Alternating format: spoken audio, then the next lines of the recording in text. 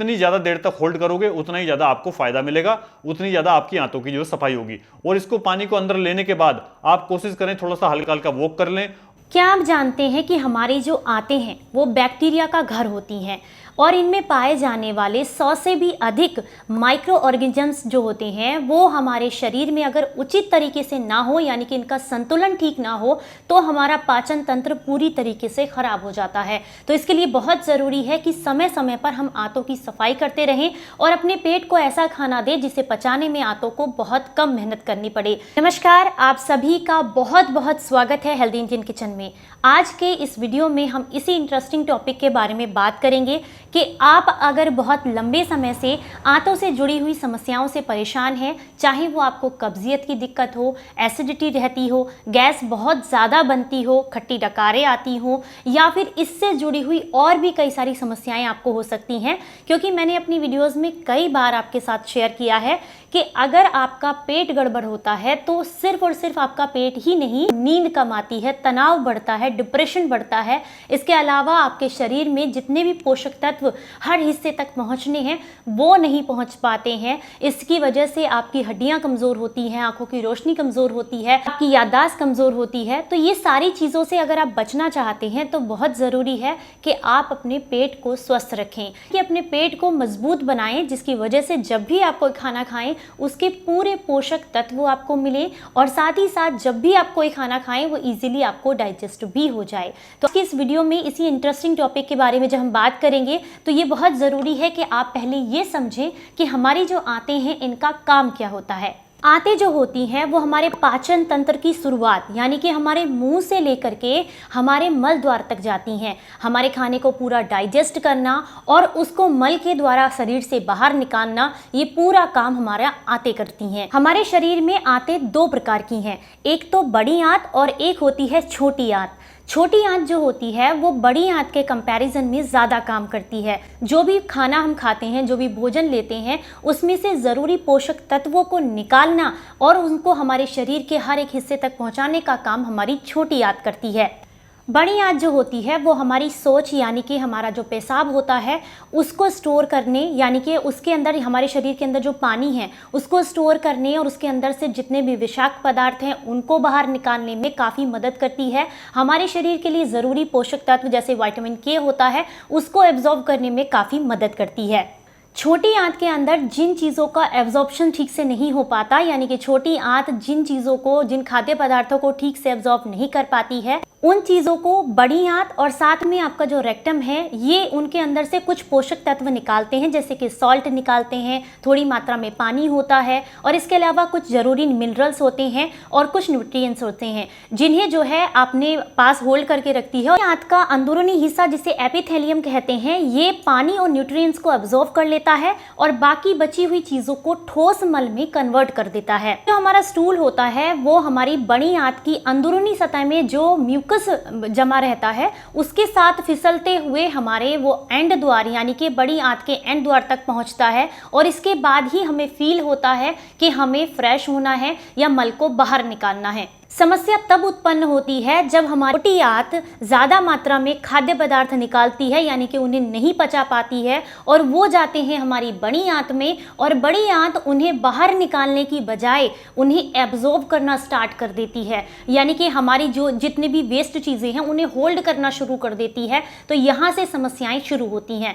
सबसे पहली समस्या होती है कि आपको कब्जियत हो सकती है, यानी कि बहुत लंबे समय से मल ना आना, बार बार पेट में दर्द होना, सिर में दर्द होना, उल्टी उबकाई जैसा फील होना, खाना खाने का मन ना करना, या फिर किसी किसी को डायरिया की दिक्कत भी हो जाती है। कई बार क्या होता है, बड़ी आंत जो है वो बिल्कुल भी अपने अंदर पानी को और न्यूट्रिएंट्स को एब्जॉर्ब नहीं करती है। जितनी भी चीज़ें, जो भी चीज़ें हमारी छोटी आंत ने भेजी हैं उन्हें एज इट इज़ आपके म्यूकस में मिला करके बाहर निकाल देती है।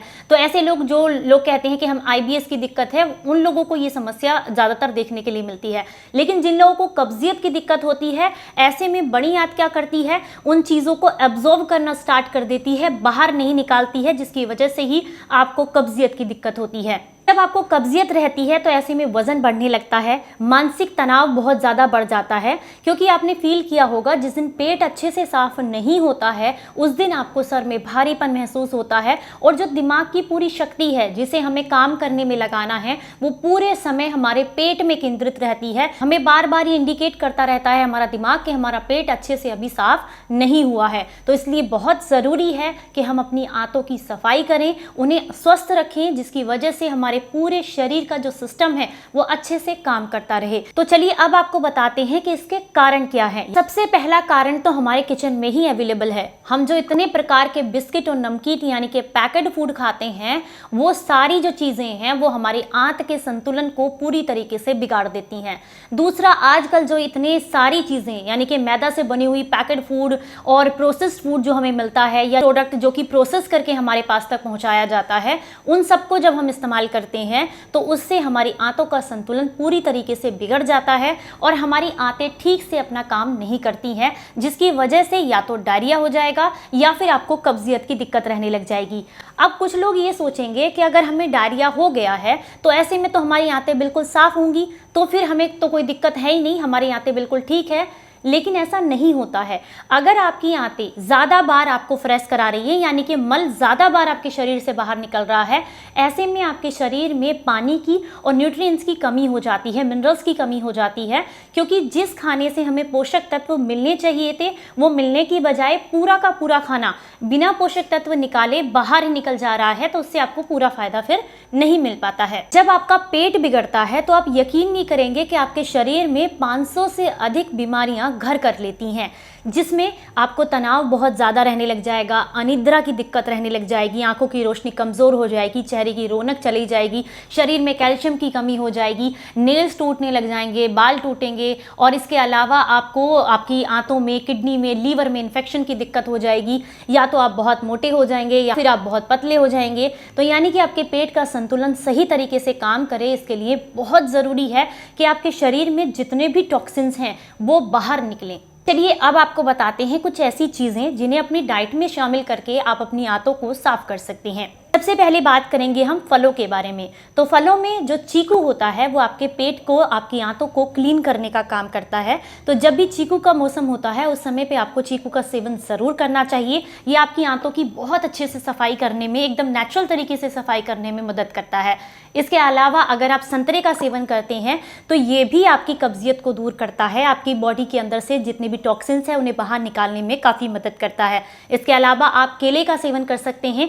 केला भी पुरानी कब्जियत और मल को शरीर से बाहर निकालने में काफ़ी मदद करता है। इसके अलावा आप कीवी का इस्तेमाल कर सकते हैं। कीवी भी आपके डाइजेशन को स्ट्रॉन्ग बनाने और शरीर से मल को निकालने में काफ़ी मदद करती है। सभी फलों में पपीता सबसे ज़्यादा महत्वपूर्ण है, क्योंकि ये पेट से कब्जियत तो ख़त्म करता ही है, साथ ही साथ उससे होने वाले जितने भी दुष्प्रभाव हैं, यानी कि अगर आपको एसिडिटी हो रही है कब्जियत की वजह से, गैस बन रही है, बहुत ज़्यादा पेट में अल्सर या इस तरह की कोई दिक्कत हो रही है, तो उनको हील करने में भी पपीता काफ़ी मदद करता है। तो सुबह खाली पेट अगर आप 100-150 ग्राम पपीता खाना शुरू कर दें तो इससे भी आपकी आंतों की बहुत अच्छे से सफाई होती है और आपकी आंतों में पड़ा हुआ जितना भी पुराना मल और गंदा मल है वो आपके शरीर से बाहर निकल जाता है। इसके अलावा अमरूद भी बहुत अच्छा ऑप्शन है, इसको भी आप अपनी डाइट में शामिल कर सकते हैं। ये भी आपके पेट की सफाई करने में आपको काफ़ी मदद करता है। अगर नाशपाती का सीजन है तो ये भी आपके शरीर से टॉक्सिन्स को बाहर निकालने, पुराने मल को बाहर निकालने में काफ़ी मदद करती है। चलिए अब बात करते हैं हम सब्जियों के बारे में। तो अगर आप कच्चे पपीते की सब्ज़ी खाते हैं, काशी फल की सब्ज़ी खाते हैं, लौकी की सब्ज़ी खाते हैं, तोरई की सब्ज़ी खाते हैं, तो ये सारी सब्जियां आपके शरीर से कब्जियत को बाहर निकालने में काफ़ी मदद करती हैं। अलावा मूली भी आपका पेट साफ करने में काफ़ी मदद करती है। कच्ची कैरी आपका पेट साफ करने में मदद करती है। इसके अलावा जितनी भी हरे पत्तेदार सब्जियां हैं, करेला है या और भी बहुत सारी सब्जियां हैं, वो सभी आपका पेट साफ करने में मदद करती हैं, जिनमें फाइबर की मात्रा अधिक होती है। इसके अलावा आप अगर अपने शरीर में पानी की मात्रा सही रखते हैं, रोज़ाना 2 लीटर पानी पीते हैं, 1.5 से 2 लीटर, तो भी आपके शरीर में कब्जियत नहीं होती है। जितने भी टॉक्सिन्स इकट्ठा होते हैं वो समय समय पर बाहर निकलते रहते हैं। ना ही आंतों को दिक्कत होती है और ना ही किडनी में किसी तरह की कोई समस्या होती है। अगर आपके शरीर में आंतें साफ हैं तो किडनी भी साफ है, लीवर भी साफ रहेगा, क्योंकि जो सारा प्रोसेस स्टार्ट होता है खाने के द्वारा हमारा, वो यहीं से शुरू होता है। चलिए अब बात करते हैं कि अगर आपके शरीर में कब्जियत इकट्ठी हो गई है, यानी कि पुराना मल इकट्ठा है और आप अपनी आंतों को साफ करना चाहते हैं, तो इसके लिए आप कौन कौन सी नुस्खे, कौन कौन सी रेमेडीज ट्राई कर सकते हैं। सबसे पहले बात करेंगे हम आपके खाने के बारे में। तो अगर आप जो है रोज़ाना अपनी डाइट में पपीते को शामिल करेंगे तो इससे बहुत जल्दी पुराना मल शरीर से बाहर निकल जाता है। मैंने आपको पहले भी बता दिया है, फल में आप इसे ज़रूर शामिल कीजिएगा अगर आप कब्जियत से परेशान हैं।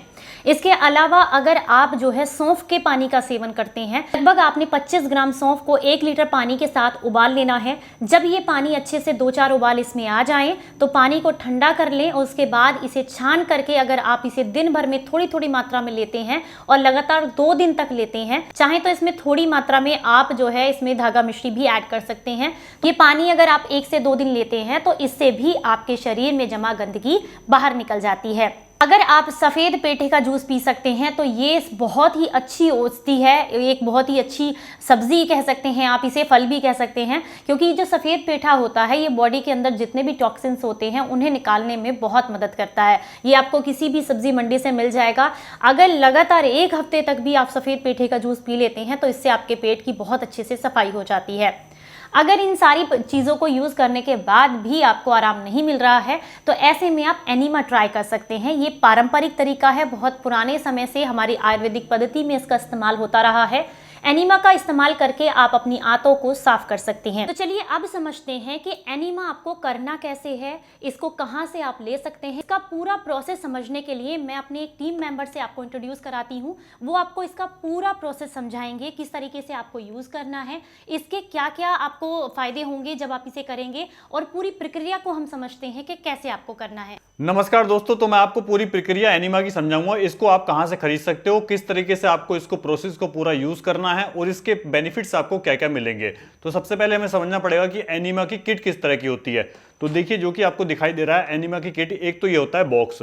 अब ये इसकी शेप कुछ भी हो सकती है।